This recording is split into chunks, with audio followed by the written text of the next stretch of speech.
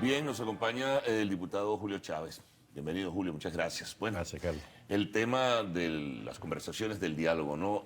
Hay una confusión definitivamente porque hay unos titulares de prensa que indican que sí va a haber, pero otros indican que no va a haber, que en todo caso lo que habrá son conversaciones bilaterales con los facilitadores y con la representación del Vaticano, pero que se sienten en el día de hoy, que era el día pautado, no parece que va a ocurrir. ¿Qué información manejas tú en ese sentido?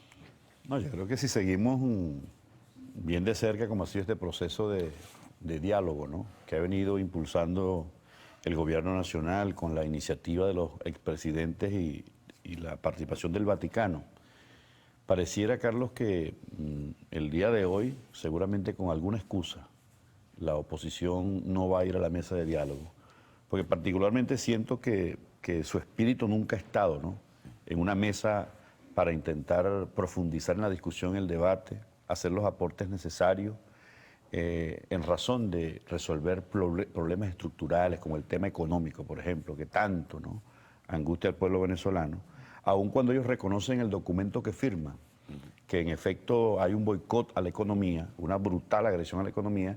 Pareciera entonces, Carlos, que en el accionar, digamos en la praxis, no expresa o no recoge ese sentimiento que firmaron en el documento inicial. De modo que yo particularmente, sin ser pesimista, pues no creo que la oposición le dé continuidad al proceso de discusión y de diálogo.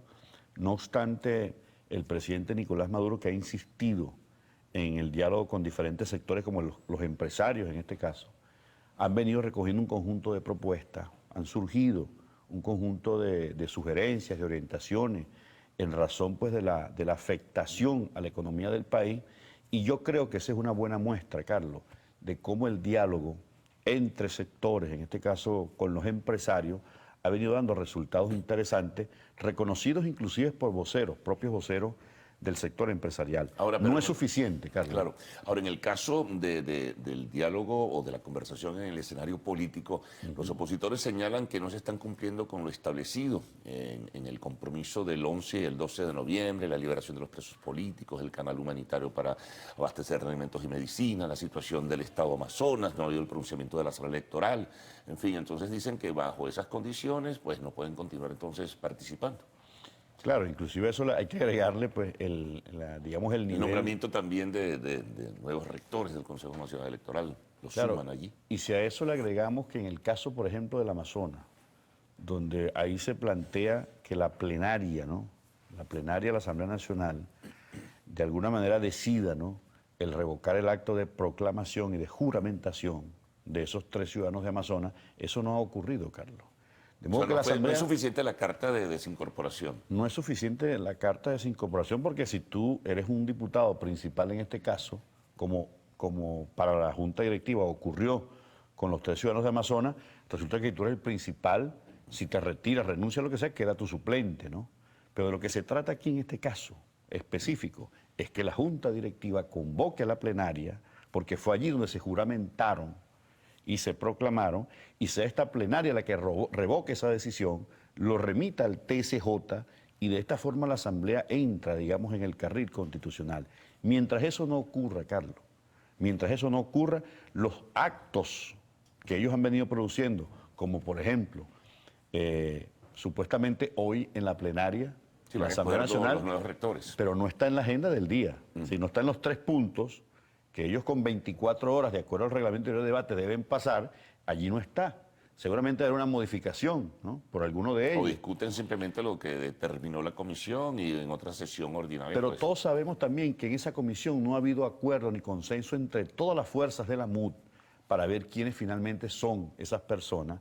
Y en razón de esa omisión legislativa en que ha incurrido esta Junta Directiva, porque no se ha hecho el procedimiento como corresponde, de acuerdo a la ley y la Constitución, bueno, como ocurrió en los precedentes, creo que el 2004, no recuerdo, 2013, allí la Asamblea Nacional le dio, digamos, de acuerdo a lo que establece la Constitución, la potestad a la Sala Constitucional para que en razón de esta omisión legislativa en que incurre la Junta Directiva, ellos nombren entonces los rectores que se les venció el periodo el día de ayer en el poder electoral.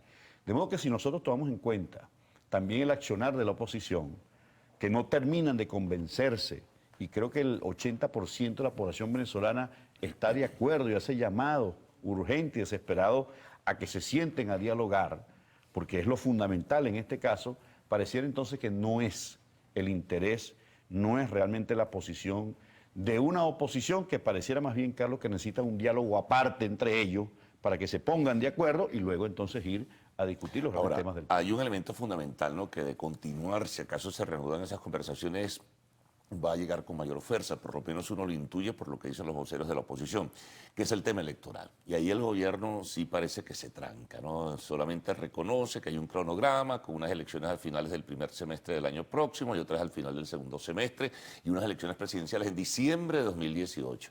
Es posible en un proceso, digamos, de negociación que se adelanten elecciones. O definitivamente la postura del gobierno es no vamos a aceptarlo. No, yo creo que lo que corresponde en este caso, a el planteamiento de la oposición, es resolver el tema de Amazonas.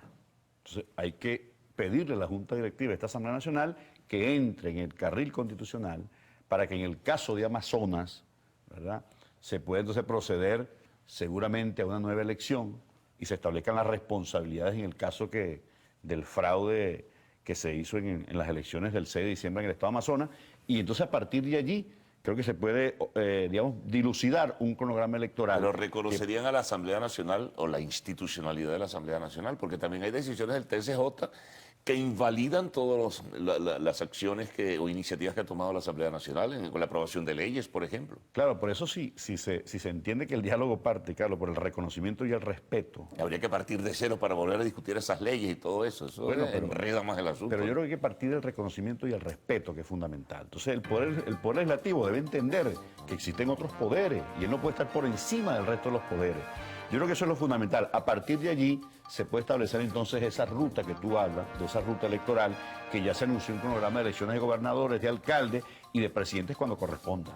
O sea que todo sigue igual, por lo que uno puede interpretar de este tema. Bueno, Julio, muchas gracias por haber estado con nosotros, haber compartido y ofrecido tu punto de vista a nuestros televidentes. Vamos a una pausa, al retorno, el segmento de arte y espectáculos en lo actual.